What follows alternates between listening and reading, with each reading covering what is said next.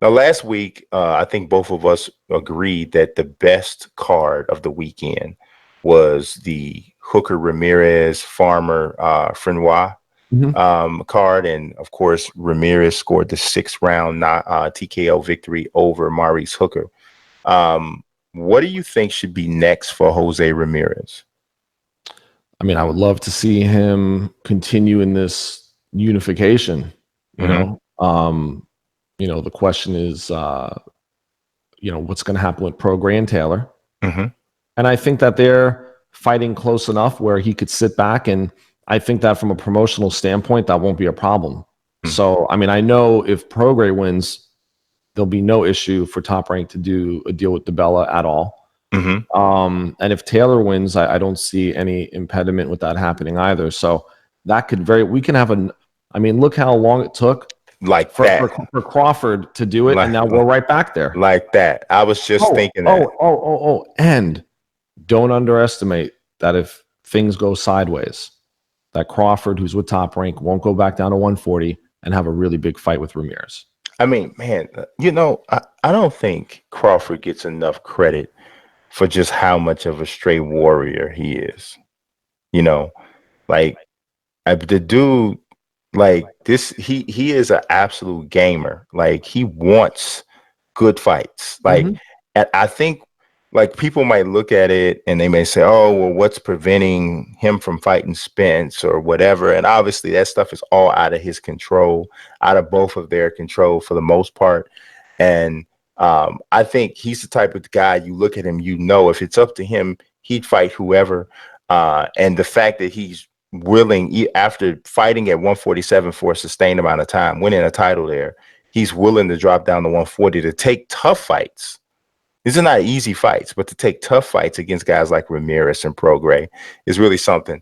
I actually heard that Ramirez said that he would take another defense in between the fight with the winner of Prograis Taylor. Now, of course, he has to win that fight, Right. but you would assume he wouldn't be fighting anyone who was, that he would suspect to be a major Right. push for him. His mandatory is Josh Taylor. So I don't know what that would be. Who's mandatory? No, the number one contender for Jose Ramirez is Josh Taylor. So, But uh, but Taylor's already world champion. Taylor's a world champion in IBF, right? But he's Right. the So he number. can't. So no, He can't be can't be anybody's rated. Right. number one. He can't be anybody's You can't even be in mandatory, the but other he's a ratings. number. You Say can't it be in again. you can't be in the ratings. If you're a Well, world champion, you can't be in the ratings. I don't know. This must be. If you're a world champion, you're removed from the other world ratings. Well, okay, I'm looking at Box Live right now. He's listed as the number one contender of WBC title in the WBC. So I'm not sure why, but he is obviously he's the IBF champion as well. But he's listed as the number one contender. So that must be incorrect. I'm not sure, but it's clear as day. He is listed here as the number one contender. Yeah, no. But when you're world champion, you're no longer Listed in the rankings for you're any taken out. Yeah, honestly, and I think that maybe is probably an issue here because I don't think that's anywhere in any other weight class that they have listed. Generally, it's pretty on point. I've used them for a while as a source, but yeah, I think that is the only that's the only one like that because Inui or Inoue is the IBF champion, but he's a WBA interim champion, so he's the only other one that's listed in another with another governing body. So I don't know who would be the number one guy at the end because number two, of course, listed here is Victor Postol, who has he's a former world champion at 140. Lost his title to Terrence Crawford, I recall. Right. And he's also been knocked off by a couple of the other 140s. So then you have Pablo Cano, who just Pablo Cesar Cano. He just scored a upset victory over. Can't remember who that was. He stopped. He knocked the guy out. I can't remember who it was, but it was an upset victory. Yeah. I can't remember who it was, but yeah. So I guess either of those guys could be next for Ramirez. It won't be Josh Taylor, obviously, but perhaps Postol or Kano. Um, No, but uh, what I'm saying is that Ramirez might do nothing. I mean, Ramirez is basically now fighting twice a year. mhm, So he fought in February in Fresno, mhm. and then now he fought in July. So he's fighting twice a year. So what I'm saying is he very well might sit still and see what happens with Prograis Taylor, and then move on to that fight.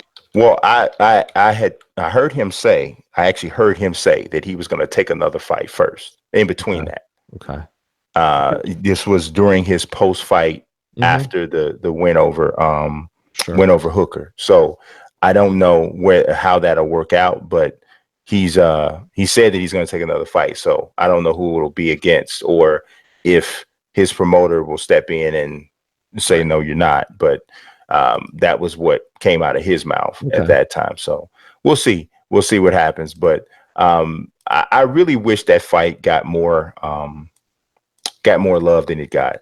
I really do, because it was a fantastic fight. The card itself was constructed well, but as we saw, Javante has star power, and I think Mm. he pulled. And also, it was behind a paywall, Right. so that was the other thing. So, um, Andrew Cota says Ramirez said he's going to have two title defenses on ESPN, then unify with Taylor or Regis Prograis. So I Okay. know I heard him say one fight. I don't know Right. about two, but I heard him say one. So we'll see what happens. Um, Yeah, I mean, maybe that's because maybe the winner of Prograis Taylor wanna maybe they want to get a defense in before going straight to unification. I'd go right. right for the money. Yeah. It's you know, yeah. So and you said, well, what's next for Hooker? Low key New York says that they said should he try his hand at a stacked 147 division. I don't think that unless he is having a really hard time making weight at 140, that's not something that I would do. I think the fight with Ramirez was very competitive. Um, Remember I had it even on my scorecard. I had it right, 47-47. right. Um, you know, when going into that sixth round. So And that was with a bogus knockdown in the first round. bogus, and that's bogus. Not otherwise, you could argue that I had Hooker maybe winning that fight. Exactly. So I mean, it was very look a split of a second. Hmm. That left hand stunned him, Yep. and then Ramirez jumped right on him. Hmm. Yeah. So I don't know what's next for Hooker. I would like to definitely see him take another fight at 140. I want to see where he is mentally. Because that's kind of what shook me a bit about everything he said during his post-fight interview. Was sensible, made all the sense in the world from a human standpoint. All the things he said, but it also sounded like somebody who was very satisfied with where they were professionally. I think he might just be a smarter, more cerebral guy, and Yeah. might look. He has 3 draws on his record. Mm-hmm. He has had bad nights. Mm-hmm. Um, and I think he's just being pragmatic. He just might be a pragmatic guy. And he might be thinking, okay, I didn't really get hurt. I was stunned. I was Mm-hmm. hurt enough for the referee to jump in and stop it, but Mm-hmm. I'm fine. And so I just took a loss against maybe the best 140 pounder in the world and was the better man that night. I'm going to come back and I'm going to compete and I might win a world title again. I mean, look what he did to a guy like Salcedo, who Yeah. was being built up to be the guy, right? Yeah. I mean, it demolished him. Yeah. So, His he works behind his jab as well as any guy in the weight class. I would say almost as well as any guy in the weight region. But I just always have to, it depends. I have to see how guys come back from there from this kind of a defeat, and I'd like to see him in a fight at 140 right. against a decent opponent before I'd say, okay, yeah, I think he's ready to get back into the championship mix. Because, boxing and combat sports is losing in combat sports is different than losing in any other type of sport. You know, you get beat by 45 points in a in a basketball game. makes you feel bad, but it don't really change you, Right. as a person.